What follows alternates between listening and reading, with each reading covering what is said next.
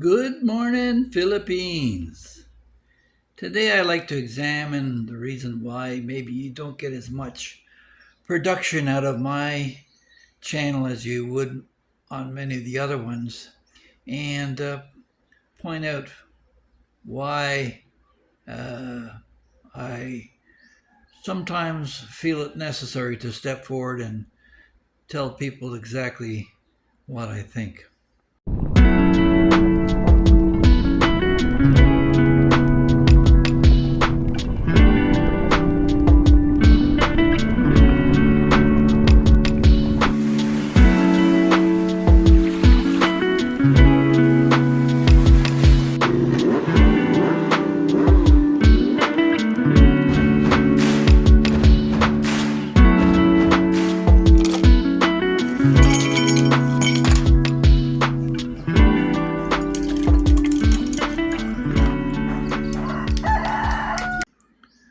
Good morning. The number one reason why I don't post a heck of a lot is because I said my piece. There's over 700 videos there, and if somebody's really interested, they can go and search for it. But for the most part, I enjoy hearing other people's opinions much more than my own. I know where I sit, and not everybody appreciates my blunt honesty. Um, there's a couple of things that have sort of caught my mind over the last little while. And the number one thing that seems to irritate me most about a lot of the YouTube bloggers is their narcissism and sycophancy that drives them to all pile on board. Right now, everybody's talking about this Russian American Vivalny who is thrown in jail. Um, Few offer really new information. I do enjoy Alex's Asia Now because he does bring some of the news and updates on the current currency. So hats off to you, Alex. And I enjoy some of the construction videos because I built a home here myself. But then I see other things like exposés that bring out the dark side of the foreigners here in the Philippines. One of the things that I've commented on before is that the Filipina is generally one of the smallest breasted, shortest women in the planet you can find, out of sight of some pygmies in Africa or something like that. And uh, in many regards, they're kind of boyish and being small and young. And it draws me to the conclusion that many of you guys with your small little Filipinas may very well be latent pedophiles who've just channeled it into the Philippine culture and are exploiting it. And when you've got a massive 200-pound plus Western man toppling at 6 feet, who is physically overpowering. Yes, that's impressive to a Filipina, but he's not likely to be challenged in the same ways that he would in the West. And some of my thoughts about this is that the Filipina is a classic passive aggressive. They'll find a way around it and work with honey rather than vinegar.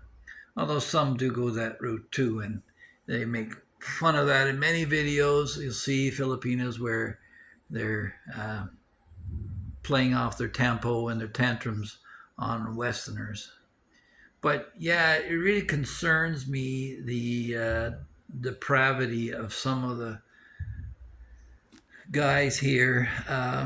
You see them on there, and we can name them all one by one if you like. Sick grandpas out there. You know that regular guy's been threatened with the deportation, and he himself is wondering about that. And the Philippine government, God bless them, has decided they've had enough of it. Years ago, they brought in legislation to limit labor amongst the young workforce So you couldn't hire somebody under 16 in the Philippines to do any work. And that's protected a lot of their childhoods, hopefully. And the laws have become stricter on who you keep company with. If you're caught in the presence of a minor and you're a foreigner, you're in big trouble. So never be caught in that situation. But many get around that by finding a Filipino with children so that the uncle has an excuse. And that has to be closely regarded. Don't forget that the Filipinos, in large part, they all pile into the same bed. They're like the pile up in that cartoon, what's it called, the Cruds, where mom and dad and the kids will all pile into one bed, and that could be an excuse or an avenue for misbehavior. So I applaud the Philippine government for working to protect this generation.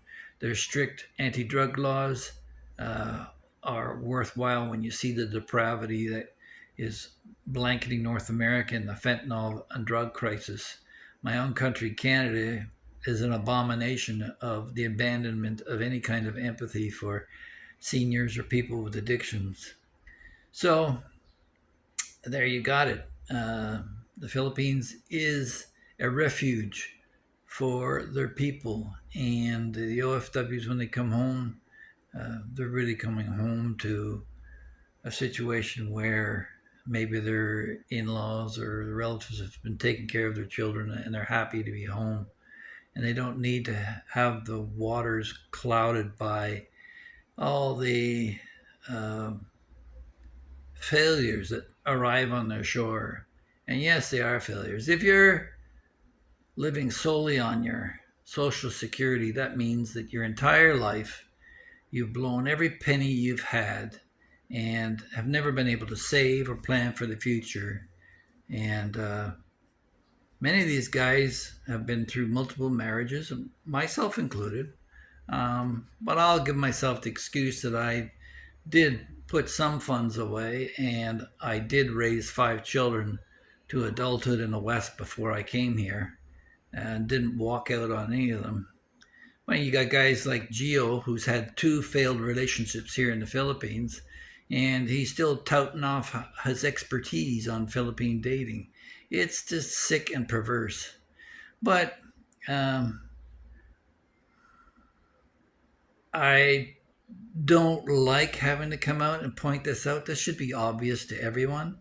How but he has a lot more subscribers than I do, and then you've got another guy who operates the Canadian Beaver. He seems to have quite a wholesome relationship. Um, he's trying to develop a business here in the Philippines, and I wish him all the luck in the world. But um, he's also up against a major hazard here that you'll find in the Philippines, which is envy.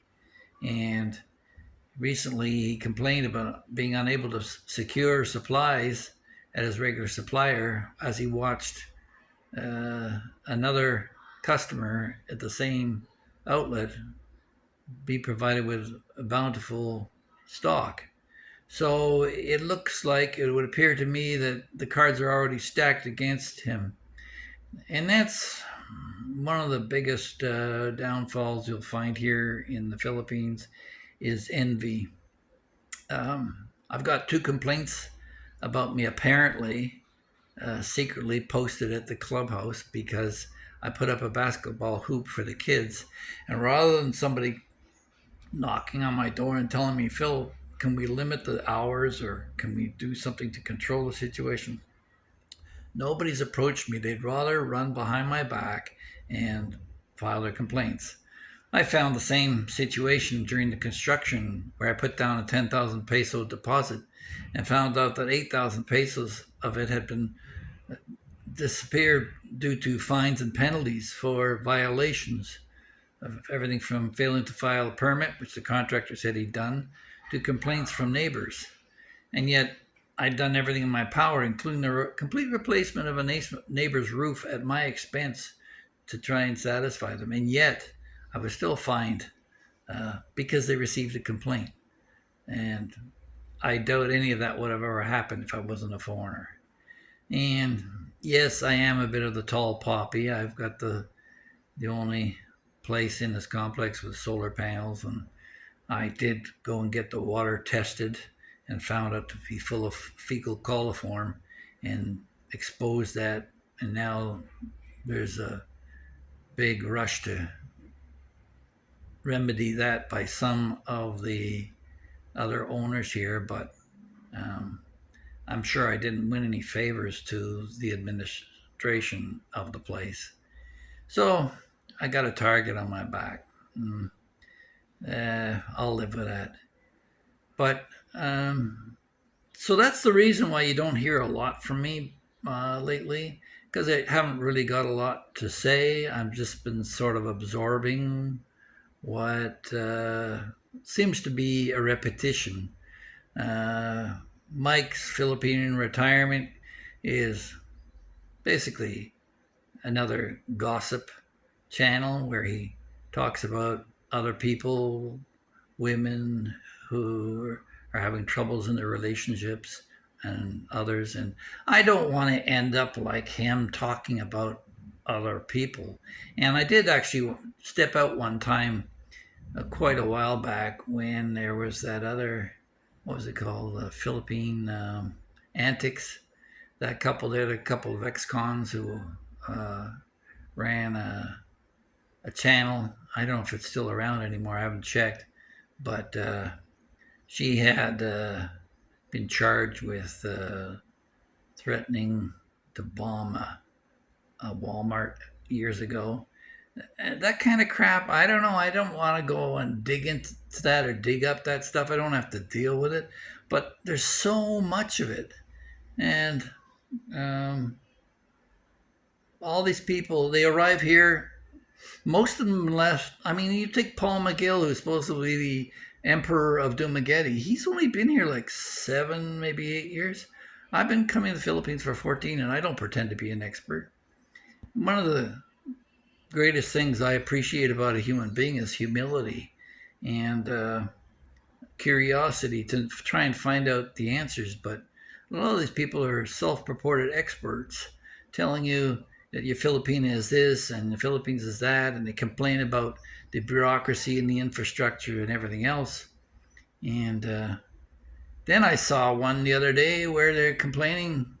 It was, I think it was Geo. Yeah, it was commenting that the Philippines isn't as popular as it used to be. It's lost its place in tourist destinations due to affordability issues. And I'm thinking on the flip side of that is good. It'll be quieter. The Filipinos can now go to the beaches without having to listen to a bunch of loud foreign tourists.